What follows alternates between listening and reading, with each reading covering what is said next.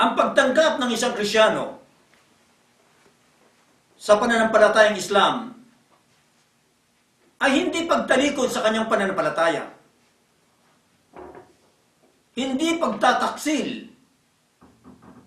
Bagkus ito ay ang paglalagay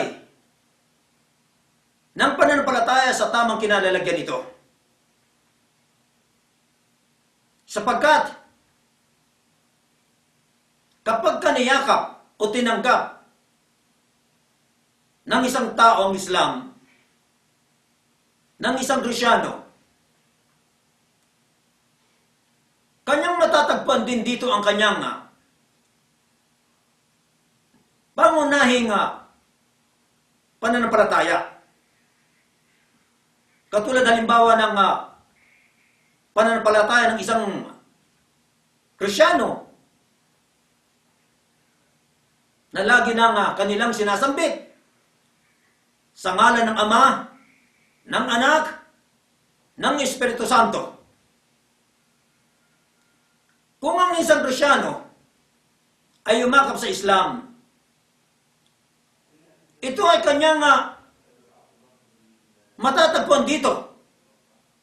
Kaya nga lang ilalagay niya sa tamang kinalalagyan. Katulad ng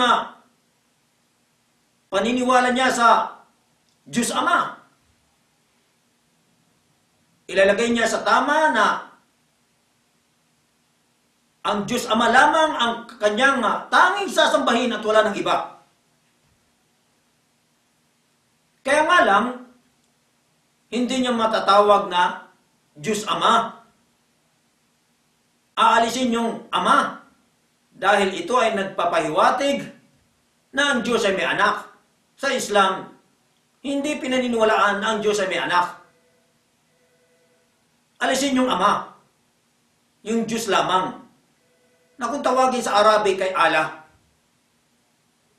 At tungkol naman sa anak, na tinutukoy nilang si Jesus, hindi itinatakwil ng isang Muslim si Jesus.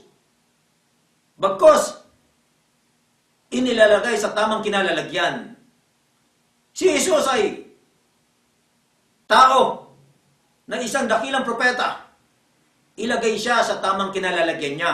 Sa hanay ng mga propeta, hindi siya dapat sinasamba.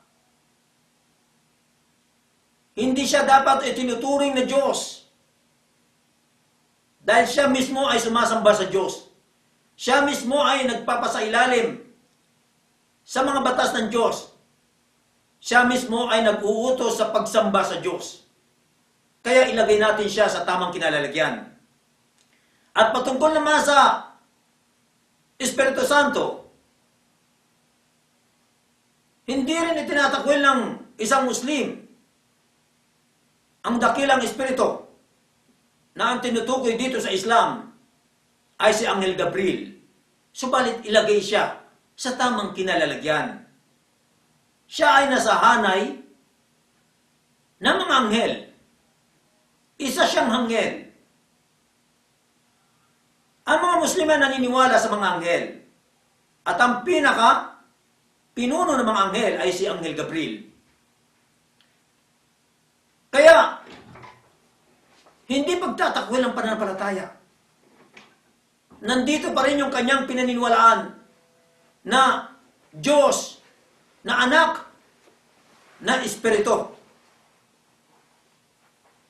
Nawa ay makapagbigay ito ng kaliwanagan sa mga taong tunay na hinahanap ang katotohanan. Ipugtangin natin ang pagkilala at pagsamba sa tanging nag-iisang Diyos upang mailigtas natin ang ating sarili dito sa mundo, lalo-lalo na sa kabilang buhay, sapagkat ang sinumang kumilala at sumamba ng iba maliban pa sa nag-iisang Diyos ang Allah, siya ay walang kaligtasan sa kabilang buhay.